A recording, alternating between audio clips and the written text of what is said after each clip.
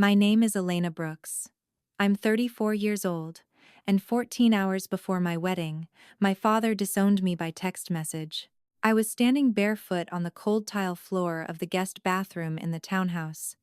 Daniel and I had rented for the weekend, holding my wedding dress against my body one last time to check the hem. The satin was ivory, simple and clean. Nothing like the giant, crystal-heavy gown Vanessa had once told me a real bride should wear. I remember the overhead light buzzing faintly. I remember the smell of hairspray still hanging in the air from my trial run that afternoon. I remember staring at my reflection and trying to feel like a woman on the edge of something beautiful. Then my phone buzzed on the marble counter. I glanced down, expecting a message from my maid of honor, maybe Marissa asking whether I'd packed the pearl earrings or if I still wanted the rosemary sprigs on the reception tables. Instead, I saw my father's name. For one stupid, hopeful second, I thought he was calling to say he'd overreacted. That he was sorry. That he'd see me tomorrow after all. It wasn't a call. It was a text. 6 words. You are no longer my daughter. I read them once, then again, then a third time, as if the sentence might rearrange itself into something less obscene if I stared hard enough. It didn't. The screen stayed bright in my hand, those 6 words sitting there with all the warmth of a foreclosure notice. No hello. No explanation. No anger big enough to sound human. Just a verdict. I sat down slowly on the edge of the bathtub, my dress still gathered in my arms, and felt the room go very quiet around me. Not silent exactly. I could still hear Daniel in the kitchen downstairs, moving dishes around. I could hear the hum of the air conditioning, the soft clicking of the sprinkler outside the back patio, a dog barking 2 houses over. But inside me, everything went still in the ugliest way. Like my body had decided that if I moved too fast, the whole truth of what had just happened might split me open. My father had always been a hard man, rigid, proud, the kind of man who treated every disagreement like an act of betrayal. But even then, even after years of watching him bend every family gathering toward Vanessa's needs, even after all the little humiliations I had taught myself to swallow, I still believed there was a line he would not cross. I was wrong. The text had come less than half an hour after Vanessa called me for the last time. Her voice had been smooth, almost bored, as she repeated what my father had already demanded all week. Add her 4 children to the guest list. 4 more seats. 4 more names. 4 more people. Daniel and I were somehow supposed to fit into a wedding we had paid for ourselves, planned ourselves, and nearly exhausted ourselves trying to keep small enough to afford. I had told her what I had told my father. The venue was full. The seating chart was done. The caterer was locked. They were welcome at the after-party, but not the ceremony dinner. It wasn't cruelty. It was math. But in my father's world, no had never meant a reasonable boundary. It meant rebellion. And rebellion, apparently, meant erasure. The worst part was not the text itself. Not yet. The worst part came 10 minutes later, when the rest of them started. My mother first, then my brother, Brandon, then Aunt Celia, Aunt Renee, Aunt Donna, one after another, like they had all been handed the same script and told to perform it quickly before I could defend myself. I was selfish. I was cold. I was punishing children. I was tearing the family apart over pride. Not one of them asked what happened. Not one of them asked if I was okay. By the time Daniel found me sitting there in that bathroom, still in leggings and an old college t-shirt, still clutching the dress like it belonged to somebody else, my phone looked less like a phone and more like evidence. He picked it up from the counter, read the screen, and I watched his face change in stages: confusion, disbelief, then a kind of quiet anger I would come to depend on over the next 2 years, because it never needed to perform itself to be real. He crouched in front of me and took the dress gently out of my hands before it wrinkled beyond repair. "Elena," he said, very softly, "look at me." I did. And I wish I could tell you that was the moment I cried.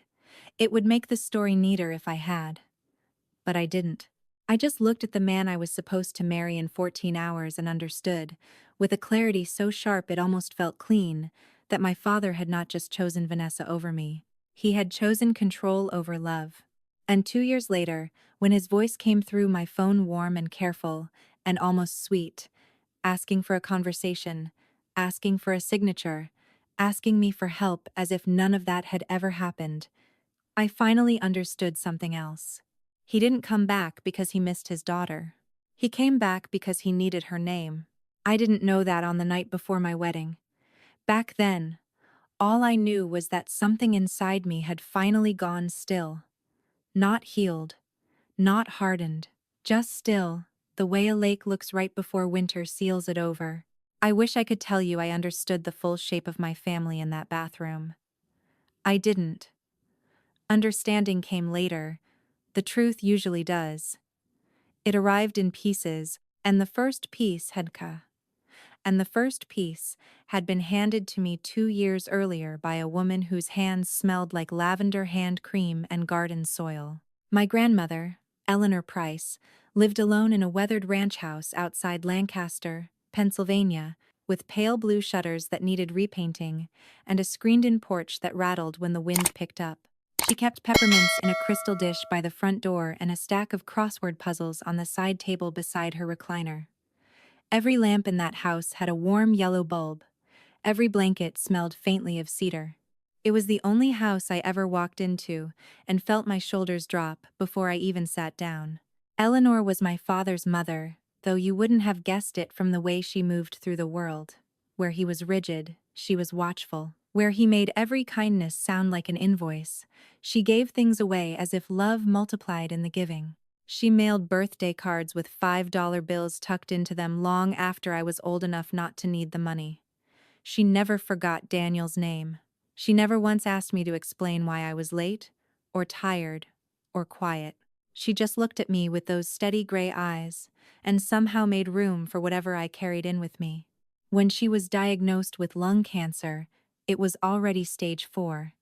They found it late, the way families often find things late when someone has spent a lifetime insisting they're fine.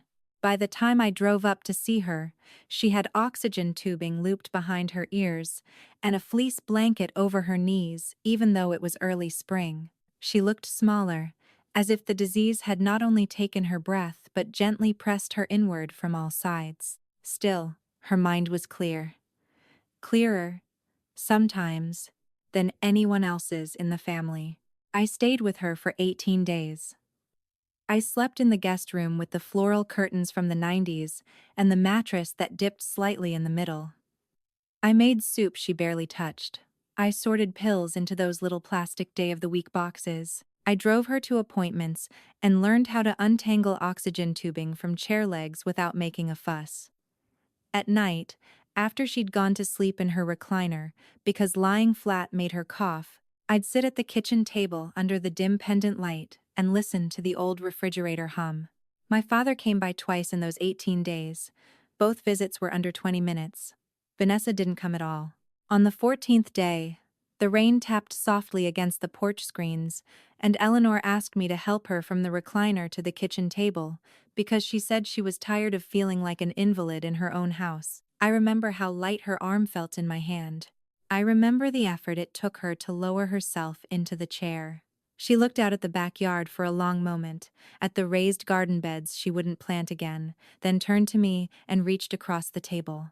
"Elena," she said, and even now, I can hear how steady her voice was. "I set something aside for you." I thought she meant one of her rings, or the little carved wooden music box I used to play with as a child. Maybe a set of china nobody else wanted. I started to tell her she didn't need to give me anything, and she squeezed my fingers with surprising strength. "Listen to me," she said. "Don't let anyone tell you it belongs to them. There are sentences you understand only after they've had time to ripen inside your life." At the time, I smiled the way people smile when they don't want a dying woman to see their fear. I told her to rest. I tucked the blanket back over her knees. I kissed her forehead and tasted powder and salt, and something medicinal beneath it. 4 days later, just after sunrise on a Thursday, I was holding her hand when she died. At the funeral, My father handled everything with brisk efficiency, as if grief were a checklist to be completed before lunch. He stood near the front, receiving condolences in his dark suit, nodding with the solemn face he wore whenever he wanted to look like a good son. I remember staring at him over the closed casket and thinking how strange it was that two people could belong to the same woman and leave her carrying such different things. Back then, I thought Eleanor had left me a memory. A sentence. A final kindness. I didn't know she had left me something far more dangerous than that. She had left me proof. I just didn't know it yet. At the time, all I understood was that she had been the only person in my father's family who ever looked at me like I was not a problem to solve or a role to fill. With Eleanor, I never had to perform gratitude for things I had not asked for. I never had to prove I was flexible, patient, mature, or supportive enough to deserve a seat at the table. She loved me in the plainest way possible, quietly, without turning it into a test. And maybe that was why losing her felt different from every other loss I had known. It wasn't just grief, it was exposure. Like the one witness who had seen the truth of me had stepped out of the room, and I was about to be left alone with people who preferred a version of me that bent. My parents had divorced when I was 14. People always expect a dramatic story when they hear that. Affairs, plates thrown at walls, police in the driveway. Ours was nothing like that. It was quieter, which in some ways made it harder to locate. One morning, my mother, Denise, sat Brandon and me at the kitchen table before school and said our father would be moving into an apartment across town. Her voice was flat in that careful way adults use when they think calmness is the same thing as kindness. Brandon cried into his cereal. I didn't. I remember watching a drop of milk slide down the side of my spoon and thinking, absurdly, that I would miss not knowing where my father's shoes were.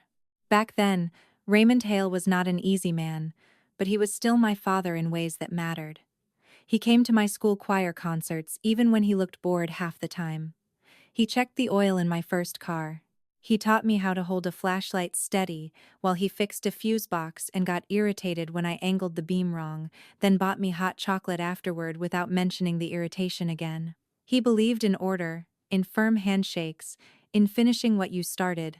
Love with him was never soft, but for a while, it was visible. Then he met Vanessa. She came into our lives at Thanksgiving with chestnut-colored hair, a fitted wool dress, and the kind of smile that showed all her teeth without revealing anything useful. She was 11 years younger than my father and had 4 children from her first marriage: Mason, Alyssa, Noah, and Emily. They came tumbling into my father's house with backpacks and plastic cups and the loud, sprawling energy of people who had already learned to take up space wherever they landed. Vanessa stood at the center of them, one hand on Emily's shoulder, laughing as if the whole room already belonged to her.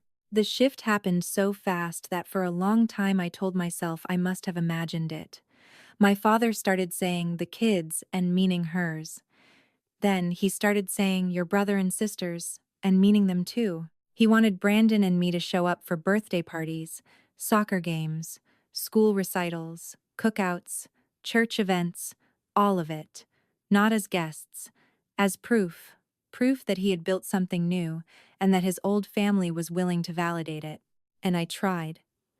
God, I tried. I drove 3 hours one Saturday to watch Alyssa in a middle school theater production where she had 2 lines and a glittery headband. I bought Mason a pair of expensive work boots when he got his first warehouse job because my father called and said it would mean a lot to him if his big sister showed support. I spent a whole Memorial Day weekend at my father's house, helping Noah study for finals, while Vanessa floated in and out of the kitchen, saying how grateful she was that I was finally really acting like family.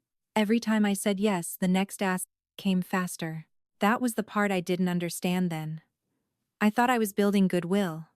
What I was really building was expectation. Vanessa never pushed in ways that would leave fingerprints. She was too smart for that. She would sigh instead of accuse, tilt her head instead of snap. She'd say things like, "Emily was so disappointed you couldn't make it," or, Mason looks up to you more than you realize. Then leave my father to do the actual enforcement. If I missed a dinner because of work, he called to say I was sending a message. If I forgot to comment on a family Facebook photo, he asked why I seemed determined to keep my distance. If I chose my own life over one of Vanessa's curated moments, somehow it was never just a scheduling conflict. It was disrespect. In that house, loyalty was measured in attendance. Love was measured in compliance. And I was always one missed event away from being told I had failed them. That was how Vanessa operated. She didn't need to raise her voice, because my father did that work for her. She only had to frame the story in a way that made my absence look deliberate, my exhaustion look personal, my boundaries look cruel. She had a talent for taking ordinary adulthood and dressing it up as betrayal. If I stayed late at work and missed Sunday dinner, I wasn't busy. I was rejecting the family. If I sent a gift, but couldn't make it to a school event, I wasn't trying. I was proving where my priorities were. Everything became evidence. Every delay, every no, every choice that did not center her children got quietly filed away until my father could be handed a version of me that looked cold and selfish and proud. The frightening part was how easily he accepted it. He never asked what my week had looked like before deciding I had made a point. He never asked if I was tired, overwhelmed, overdrawn, or simply trying to keep my own life from slipping through my fingers. He just called with that hard, controlled voice and repeated whatever Vanessa had said, as if it had already been verified by some higher authority. "She's trying, Elena. Why aren't you? Those kids notice more than you think. You don't get to pick and choose when you're family." The words changed. The message didn't. In his mind, being a good daughter meant supporting the life he had chosen after the divorce, no matter what it cost me to do it. And because I had spent most of my life wanting things to stay calm, I kept translating control into obligation. By my late 20s, I had a good job in Charlotte as a compliance analyst for a logistics company, which sounds more glamorous than it is. Mostly it meant spreadsheets, reporting deadlines, vendor reviews, and the kind of detail work that makes people either trust you or avoid eye contact with you in meetings. I liked it. I liked that the rules were written down. I liked that when something was wrong, there was usually a document to prove it. I liked that numbers and policies could not be guilted into changing shape just because somebody wanted them to. Work made sense to me in a way family rarely did. Then I met Daniel, and for the first time in a very long while, my life began to feel like something I was building instead of something I was constantly defending. We met at a friend's cookout in Matthews in late May.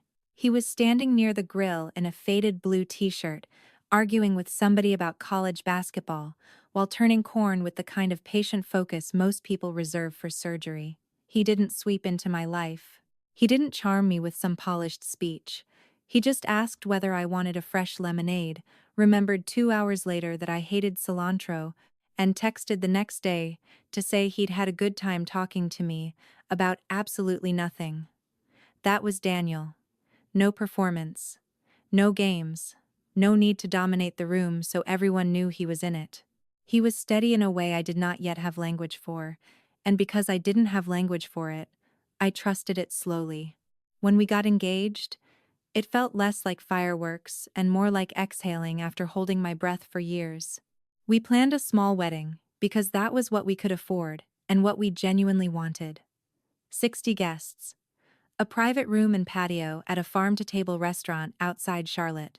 Warm string lights, long wooden tables, rosemary in little glass bottles, a dinner we were paying for ourselves 1 month at a time. No country club, no ballroom, no ornamental excess. Just the people who had shown up for us in real ways. Daniel's parents, a few cousins, my friend Marissa, people from work. A life that looked modest from the outside and felt deeply earned from where I stood. The minute my father heard the number 60, something in his tone changed. At first it was subtle. He asked how many seats were on my side, then whether I had included everyone important. Then he started mentioning Vanessa's children one by one, as if I might somehow forget that 4 additional adult-sized bodies required 4 additional chairs, 4 meals, 4 place settings, 4 names moved around on a layout. Daniel and I had already finalized with the venue. I explained it plainly. We had a cap. The room was full. We were already paying more than we had planned. We'd happily have them at the after party, but the ceremony dinner was set. He went quiet in that dangerous way he had. And I should have known then that silence with my father was never surrender. It was loading. 3 weeks before the wedding, my father called on a Thursday afternoon while I was at my desk, halfway through a vendor audit, and trying to reconcile 2 reports that should have matched and didn't. His name flashed across my screen, and I remember staring at it for a second before answering, already tired in advance. There are some calls you enter like a room, where you know the air has gone bad. Elena, he said, skipping hello, you need to add Vanessa's kids to the guest list. Not can you? Not is there any way. Need. I leaned back in my chair and looked through the glass wall of my office at the parking lot below, bright with that flat Carolina afternoon sun. Dad, we've already gone over this. The venue max is 60. We're at 60, then cut somebody. He said it so easily that for a second I thought I'd misheard him. Just cut somebody. As if guest lists were abstract. As if every name on mine wasn't attached to a person who had shown up in some real, measurable way over the course of my life. My friend Marissa, who had driven to Pennsylvania with me when Grandma Eleanor's breathing got worse because I was too shaken to make that trip alone. Daniel's cousin Luke, who had spent 2 Saturdays helping us repaint the dining room in the townhouse we had just moved out of.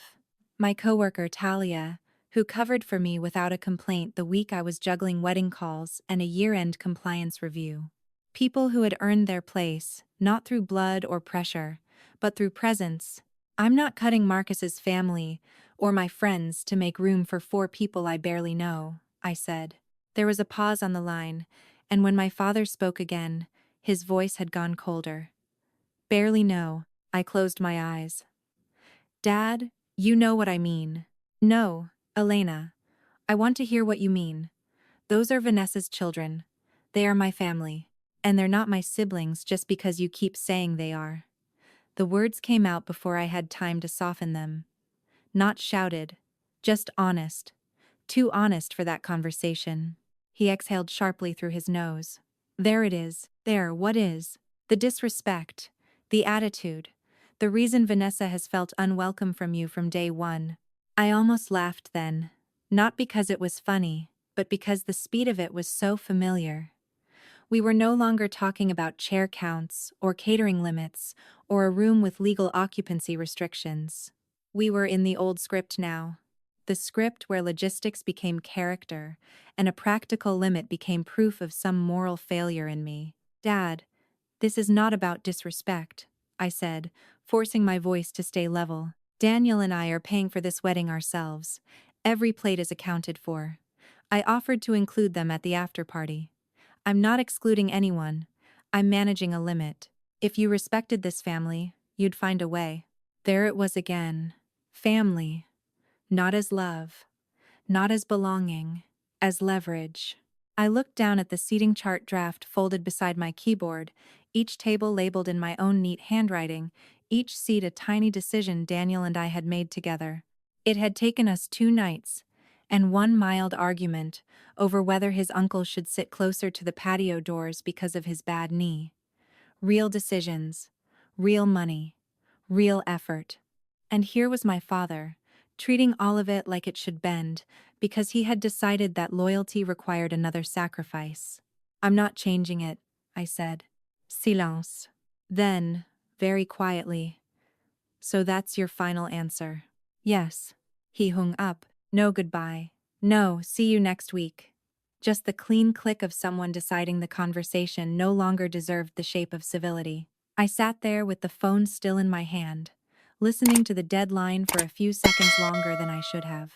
Across the hall, someone in accounting laughed too loudly at something I couldn't hear, and the ordinary sound of it made me feel suddenly strange, like I was moving half an inch outside my own life. That night, I told Daniel what had happened while we were eating takeout Thai food on the floor of the townhouse. Our plates balanced on the lid of a plastic storage bin, because we had already packed half our kitchen for the wedding weekend. He listened without interrupting, one forearm resting across his bent knee, the container of basil chicken forgotten in his hand. "He'll come anyway," I said, philosophal, though even as I said it, the words felt thinner than I wanted them to. Daniel looked at me for a long moment. "Do you want me to tell you what I think?" I gave a tired little laugh. "That depends. I think your dad's been confusing obedience with love for a long time," he said.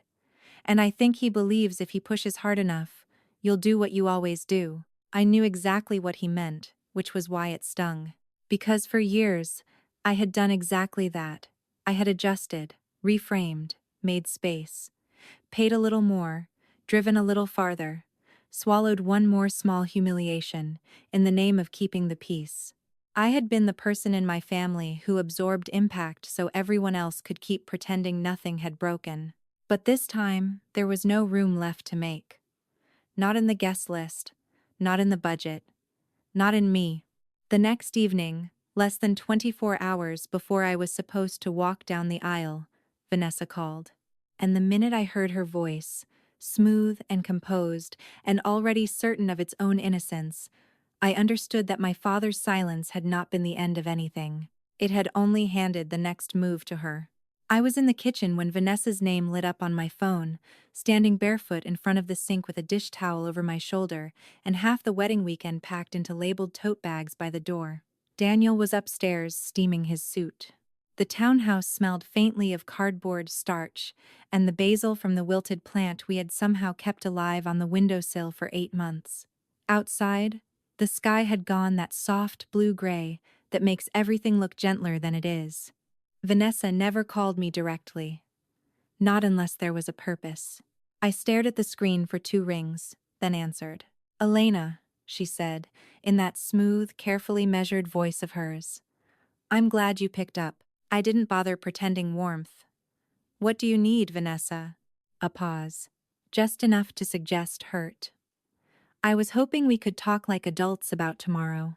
There, it was already, tucked into the first sentence, the implication that one of us might not be acting like an adult, and that she, naturally, was prepared to rise above it. "I've already talked to Dad," I said. "The guest list is final. My children are devastated." I leaned one hand against the counter and looked at the row of white favor boxes lined up beside the coffee maker, each tied with thin green ribbon. "They were invited to the after party." "The after party," she repeated, with a tiny note of disbelief that somehow managed to sound both amused and offended. "As if they're second-tier guests at your wedding." "That's not what I said. It is what you meant." I closed my eyes for a moment. There are conversations where you can feel the floor giving way under every word. You answer one accusation and 2 more appear, not because the person on the other end is confused, but because confusion is useful to them. It keeps the truth from settling. "Vanessa, the room holds 60 people," I said, slowly. "Daniel and I are paying for every seat ourselves. We invited the people we could fit. That's it." She sighed softly, the sigh of a woman burdened by someone else's cruelty. "Do you have any idea what this has done to Raymond?" I almost said yes. I have a very clear idea what happens to Raymond when he doesn't get his way, but I bit it back. "This isn't about hurting him, isn't it?" she asked. "Because from where I'm standing, it looks like you've been trying to make a point for years." My grip tightened on the edge of the counter. "What point?" "That his new family doesn't count. That his life after your mother somehow matters less. You may not say it out loud, Elena, but children feel these things. Emily cried tonight." There it was. Emily, the youngest. The emotional anchor Vanessa pulled out whenever she needed innocence to do the work for her. I could picture it perfectly. Emily upset over some retold version of events she barely understood. Vanessa kneeling to comfort her, my father pacing in the background, all of them arranged around a story that made me the villain before I had even entered the room. "I'm not discussing this anymore," I said. "So that's it?" "Yes." Her voice changed then. "Not much. Just enough for the polish to slip, and something harder to show through underneath. You are making a very public statement tomorrow," she said, and your father is going to respond accordingly." I straightened. "Is that a threat?" "It's a consequence." "No," I said quietly. "A consequence is what happens when someone lies on their taxes, or drives drunk, or misses a mortgage payment. This is you not getting 4 extra dinner plates." For a beat, neither of us spoke. Then she let out a short breath that might have been a laugh if it had contained any humor. "I tried," she said. "I really did. But you've forced this." Before I could answer, the line went dead. I stood there, with the phone still pressed to my ear, listening to nothing. Upstairs, I could hear Daniel moving across the bedroom floor. A hanger scraped along the closet rod. Somewhere in the next unit over, a television audience erupted into canned applause. Everything around me sounded absurdly normal, and that was almost the worst part. The world had the nerve to keep going, as if my life had not just tilted again. 30 minutes later, my father texted me. 6 words, no greeting, no explanation, no hesitation. "You are no longer my daughter." I read the message once in the kitchen, then again in the bathroom upstairs, then again after the others started coming in, my mother, Brandon, 2 aunts, then a third, each one carrying the same stink of certainty. Nobody asked what had happened. Nobody called to hear my voice and see if I sounded broken. They simply took their places, one by one, behind his version of me. By the time Daniel found me the next morning on the bathroom floor, holding my dress in both hands like it weighed 50 pounds, I understood something I had spent years trying not to name. This had never really been about 4 seats. It was about whether I still belonged to them once I stopped obeying. The answer arrived fast. After my father's text came my mother's, then Brandon's, then 3 of my aunts, one after another, as if somebody had dropped a cue card in the middle of the family, and they had all rushed to read from it before the ink dried. My mother didn't ask if I was sitting down. She didn't ask whether I was crying, whether Daniel had seen the message, whether I was all right on the last night before my wedding. She wrote, "Your father has a point. You should apologize before this gets worse." Brandon texted, "Way to blow up the family over 4 seats." Aunt Celia called me selfish. Aunt Renee said I had always thought I was too good for people. Aunt Donna, who had once sent me a $20 bill in college with a note that said, "Lunch is on me, sweetheart," wrote that Grandma Eleanor would be ashamed of how I was behaving. That one landed the hardest. Not because it was true, but because it was so careless.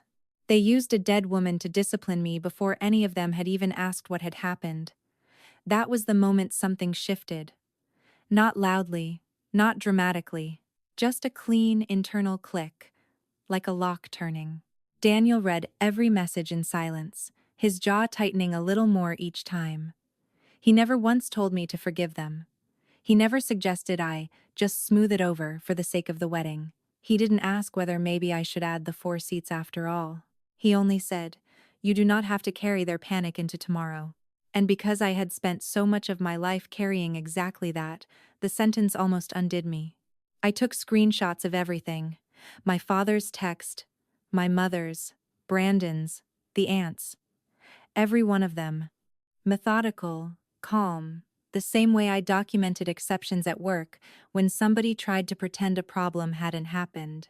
Then I turned my phone off and slid it into the top drawer of the nightstand. The next morning, I got married. I wish I could say I woke up lighter for having made that decision, but I didn't. I woke up heavy and hollow and strangely lucid. The air in the bedroom felt too cold.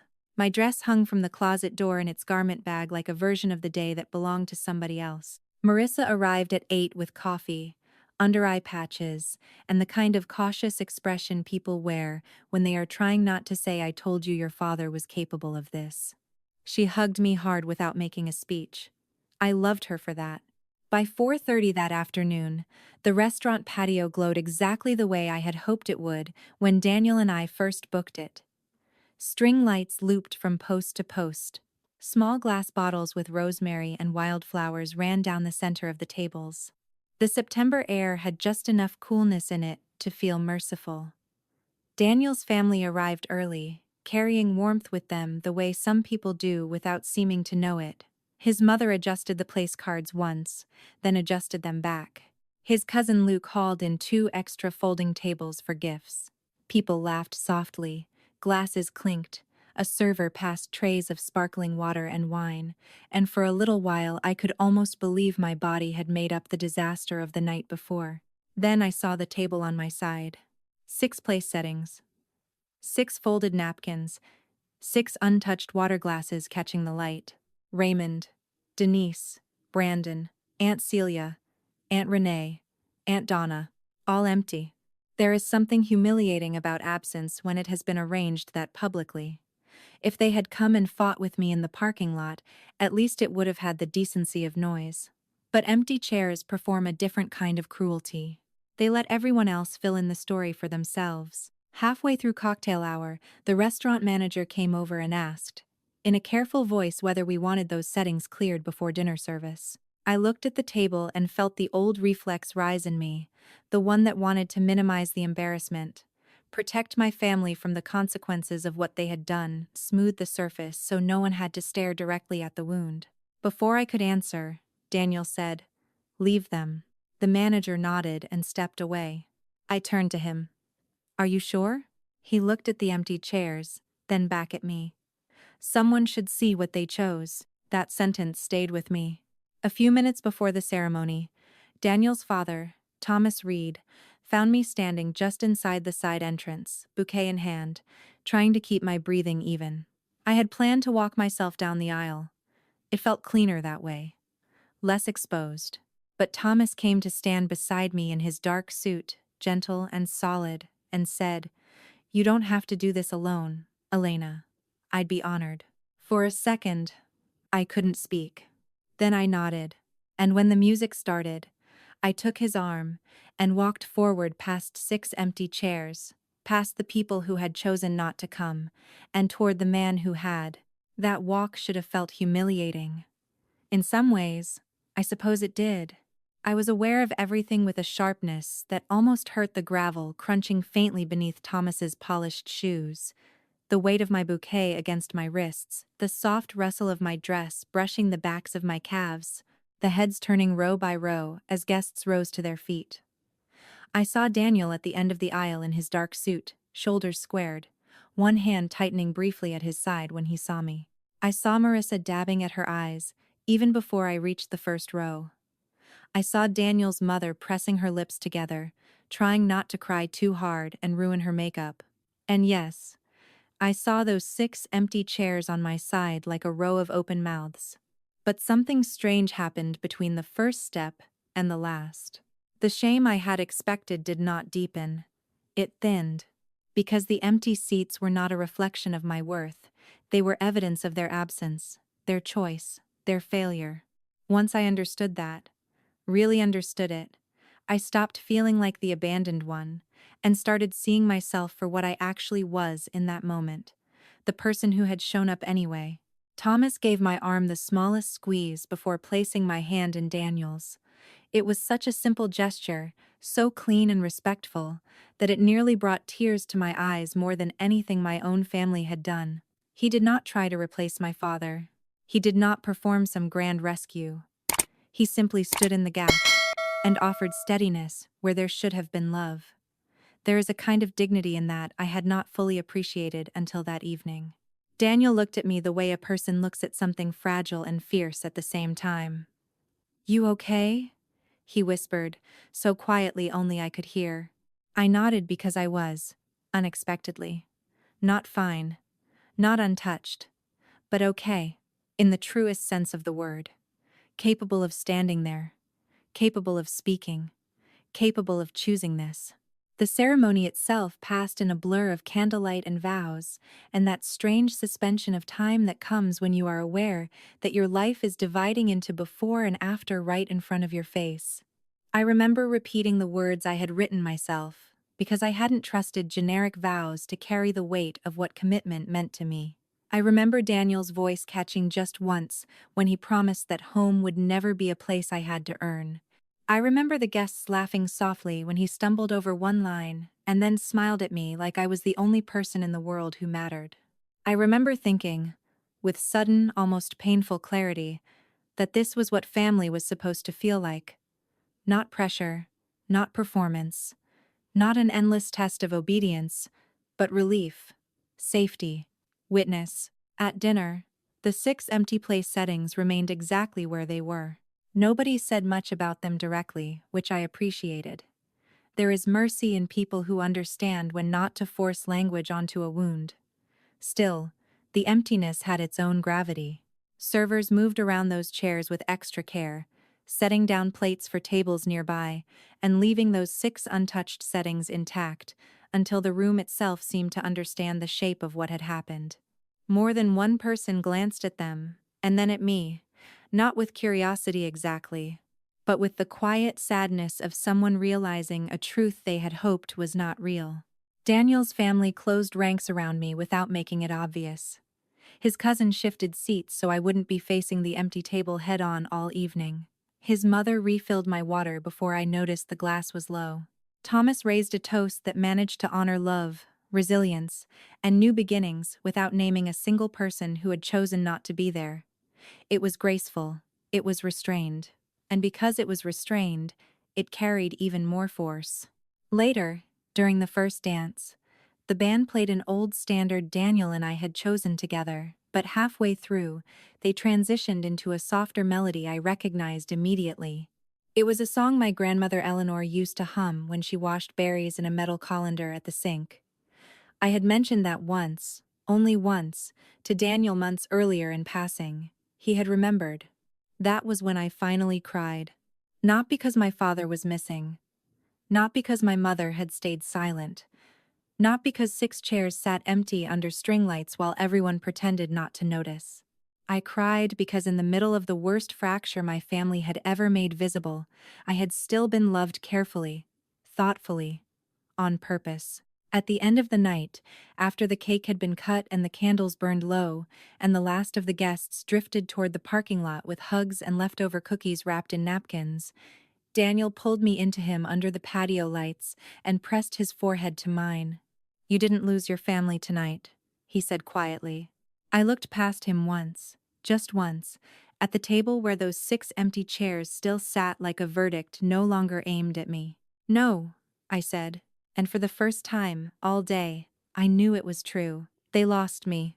For a long time after the wedding, those 4 words became the only version of the story I could live with. Not because they erased what had happened, but because they put the weight back where it belonged. I had spent years thinking estrangement was something done to the child who got left behind. What I learned, slowly, in the quiet that followed, was that sometimes separation is simply what becomes visible when love has already been replaced by control. Daniel and I did not talk about my father much after that night, not because it was forbidden, and not because he was afraid of upsetting me. We didn't talk about him because, for the first time in my life, my father was no longer the center of the room. There were thank you cards to write. There were gifts to unwrap and return receipts to sort through. There was a 7-night honeymoon in a rented cabin in Asheville, where the air smelled like pine and rain and wood smoke, and where I slept deeper than I had in months. When I woke in the middle of the first night expecting to feel the old dread press down on my chest, it wasn't there. Only darkness, only Daniel breathing beside me, only the strange, almost unfamiliar feeling of not waiting for the next demand. The 2 years that followed were not dramatic. That is the truth, and it matters. Not every healing announces itself with speeches or doors slamming shut. Some of it arrives in grocery lists and mortgage applications and Tuesdays that pass without anyone accusing you of something. Daniel and I bought a small brick house in Charlotte with a narrow front porch and a backyard just big enough for a grill, 2 folding chairs, and later, a plastic slide in faded primary colors. I kept my job. He moved into a project management role with his company. We learned the habits of ordinary partnership, who remembered to schedule the pest control, who forgot to buy dish soap, who liked the thermostat 2 degrees colder at night. We built a life that looked quiet from the outside and felt enormous from where I stood, because nobody in it was keeping score. Then Sophie was born. She arrived on a gray Wednesday morning in April with a full head of dark hair and a cry that sounded too loud for a person so small. I held her against my chest in the hospital room and stared at her clenched fists, her damp eyelashes, the determined little crease between her brows, and I made a promise I never said out loud, because I didn't need to. No one was ever going to make love feel conditional to her if I could help it. No one was ever going to make belonging depend on compliance. During those 2 years, my father did not call. Not once. My mother sent 2 messages, both brief and vague. Thinking of you and hope you're well. With no mention of the wedding, no apology, no ownership of anything that had happened. Brandon disappeared into the same silence he had helped create. My aunts, so quick to condemn me the night before I married, found other things to do with their righteousness. I did not block any of them. Blocking would have been a kind of conversation, and I was no longer interested in conversations with people who only recognized my existence when it served them. The only ghost from that side of the family who kept showing up came in the mail once a year in a plain white envelope from a financial management firm in Pennsylvania. The first time it arrived, 6 months after the wedding, I almost mistook it for junk. I opened it standing at the kitchen counter while pasta boiled behind me and Sophie, not yet crawling, kicked at a blanket on the floor nearby. It was a statement for an inherited retirement account. Beneficiary: Elena Hale Brooks. I frowned at it for a minute, then filed it in the drawer where I kept tax documents, warranty papers, and all the other pieces of adult life that mattered without being urgent. The account was in my grandmother Eleanor's name. The balance was substantial, though I did not study it closely then. I assumed it was simply one of those estate matters that moved slowly and legally in the background. Something technical, something distant.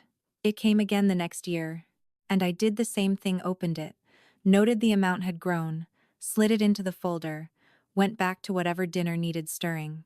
I might have kept doing that for years if I hadn't mentioned it one Sunday evening over pot roast at Daniel's parents' house. Thomas was carving meat at the table. His glasses sat low on his nose. Patricia was mashing peas onto Sophie's tiny fork, while Daniel tried to convince her not to feed them to the dog under the table. I said it casually, almost absent-mindedly, while folding my napkin. I keep getting these statements from some IRA in Grandma Eleanor's name, I said. I'm listed as the beneficiary. I've just been filing them. Thomas stopped carving. He looked up at me over the rim of his glasses, and something in his expression sharpened so quickly that even Daniel noticed. Elena, he said, setting the knife down carefully. Do you know exactly what that means? The room seemed to tilt, just slightly. I looked at him over Sophie's high chair, where she was busy smearing gravy across her tray with total concentration, and shook my head. Not really. I assumed it was just some estate account still sorting itself out. Thomas leaned back in his chair, the way he always did, when he was about to explain something important without making it sound theatrical. He had spent more than 3 decades handling estate and property law before retiring, and even in retirement, you could feel the habit of precision in him. He did not waste words. He also did not soften them when softening would make them less true. If your grandmother named you directly as beneficiary on that IRA, he said, then that money does not pass through probate. It is not controlled by the estate, and it does not automatically belong to your father just because he was her son. It belongs to the named beneficiary, which, from what you're saying, is you. I stared at him. Patricia had stopped cutting Sophie's peas. Daniel looked from Thomas to me and then back again, already sensing that something quiet and dangerous had just entered the room. So, my father can't touch it? I asked. Not unless you sign something giving up your rights, Thomas said. The words landed hard, though I could not have said why yet. Maybe because of the way he said unless, as if he had just opened a door I hadn't realized was there, and was waiting to see whether I recognized what might come through it. Daniel set down his fork. How much are we talking about? Thomas held out his hand. Do you have the statement? I did. It was folded inside my purse beneath a pack of wipes, 2 crayons, and a receipt from the grocery store. I handed it over, suddenly aware of how absurd it was that I had been carrying around a piece of paper important enough to change the atmosphere of a room without ever really reading it. Thomas adjusted his glasses and studied the page in silence for a moment. "This is substantial," he said at last. "Your grandmother was more organized than most people gave her credit for." "How substantial?" He named the number.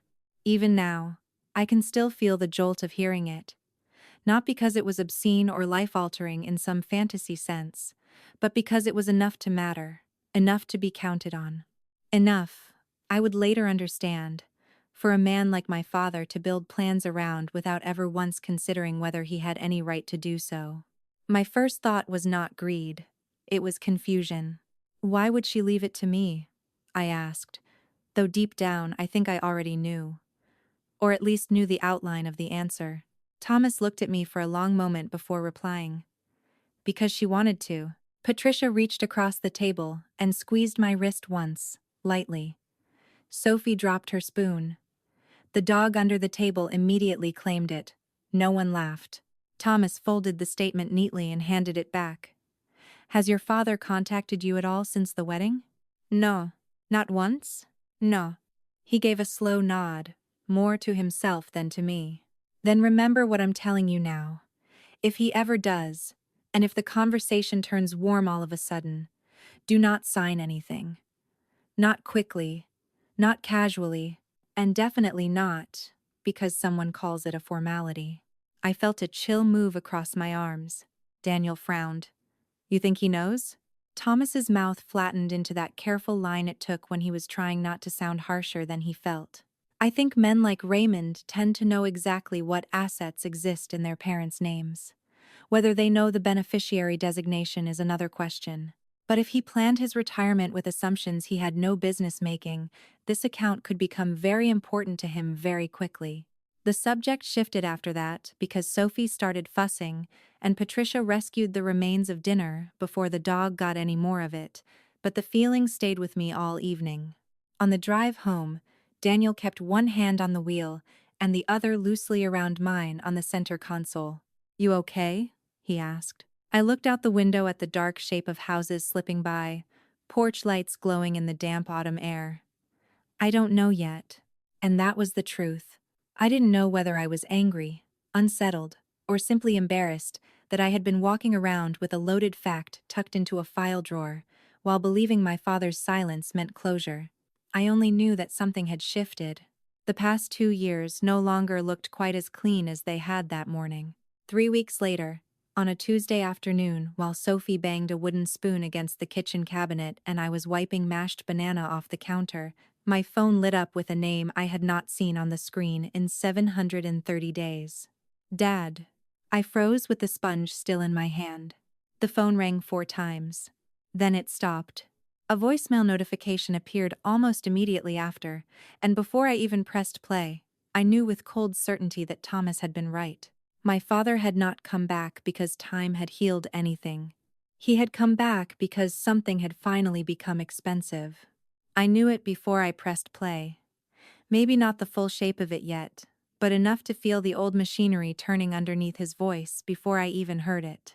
I stood there in my kitchen with banana on the sponge, Sophie whacking the cabinet door with a wooden spoon like it had personally offended her, and listened to my father say my name in a tone so warm it barely sounded like him. "Elena," he said.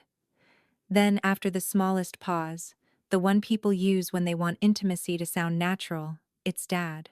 Not your father, not Raymond, not even the clipped, formal cadence he'd used when he told me what kind of daughter I was becoming. Just Dad, like the last 2 years had been a scheduling issue instead of a burial. He said he'd been thinking about me, said he missed me, said time had a way of showing a man what really mattered. Then he asked me to call him back because there was a small paperwork thing related to Grandma Eleanor's estate, nothing complicated, just something that needed my signature, so they could move things along. I played the message twice. Then I set the phone on the counter and laughed once. Not because it was funny, because it was so clean, so predictable. The tenderness arriving wrapped around a document, the sudden nostalgia. The reach toward reconciliation timed perfectly to a legal need. Thomas had been right down to the rhythm of it. When Daniel got home that evening, I played the voicemail without comment while he loosened his tie and leaned against the kitchen island. He listened all the way through, eyes on the floor, then looked up at me.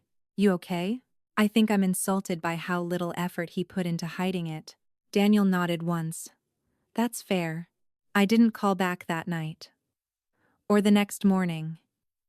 I let the silence sit there between us and waited to see what would happen when warmth didn't get the immediate response it had come for. 3 days later, he called again. This time I answered. There was a tiny shift in his breathing when he realized it was actually me. A little surprise, quickly covered. "Elena," he said, softer now, almost relieved. "I'm glad you picked up. Hi, Dad." The word felt strange in my mouth, like something from a dialect I no longer spoke fluently.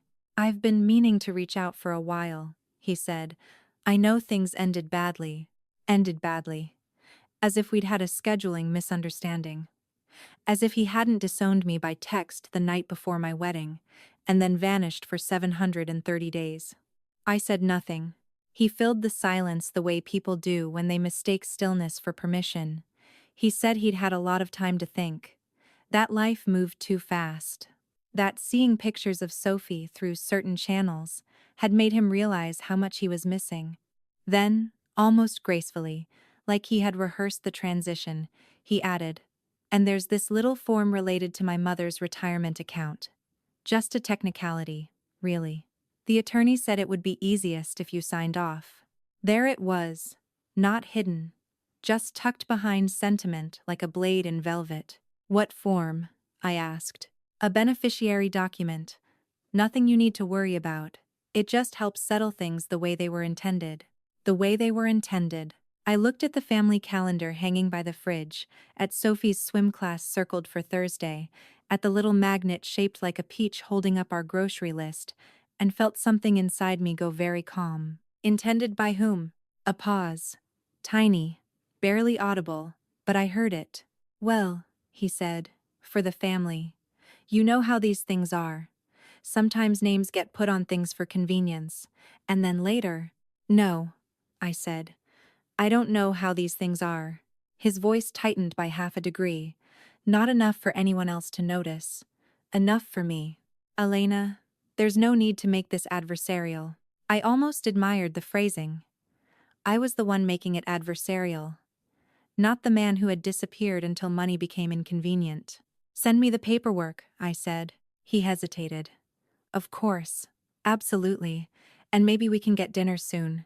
You and Daniel. I'd like to meet Sophie properly."